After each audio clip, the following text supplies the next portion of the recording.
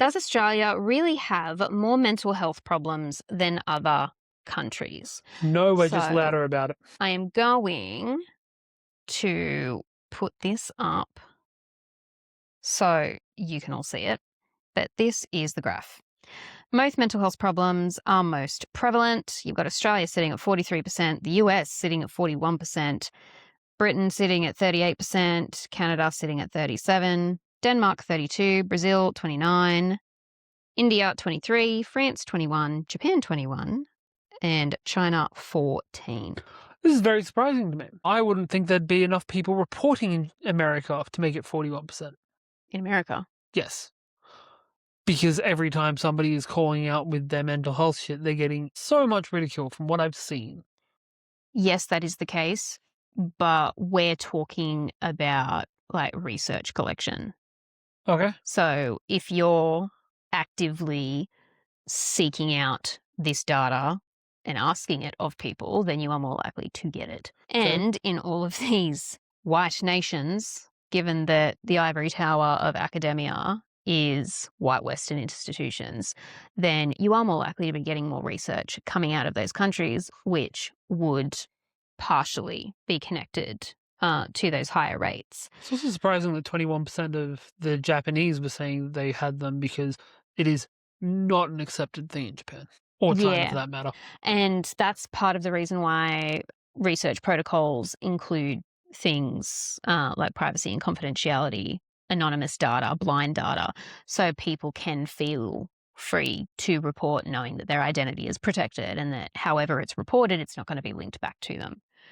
So this is 9,380 adults between the ages of 18 and 64 between July 2024 and June 2025. Hi, I stumbled upon this chart, which seems to indicate Australia appears to have a noticeably higher prevalence of mental health problems compared to other countries.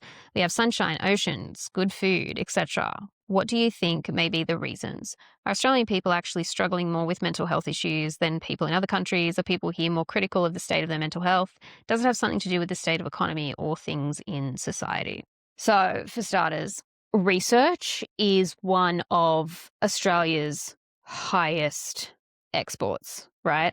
That and Hemsworth's. Not research specifically, but intellectual property. So that is like research, our entertainment industry, creative endeavors, things like that. The fact that we are doing more research in this area means we are likely to be having greater results in these areas. Not only that, but Australia is a world leader in certain types of research. For example, we have the highest concentration of autistic academics studying autism here.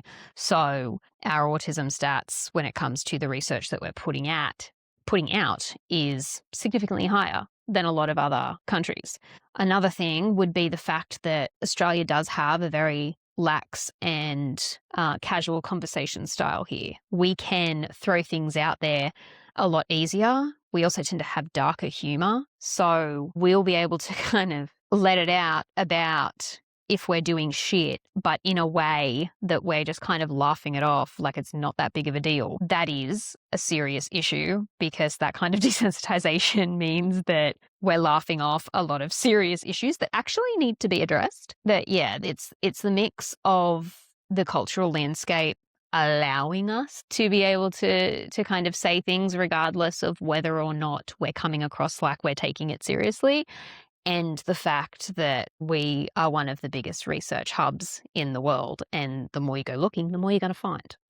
Also on the research thing, we were also the frontrunners for a thing called voxel tech for a while, which was trying to do 3D generation using what are called voxels instead of pixels, voxels being a 3D equivalent of pixels.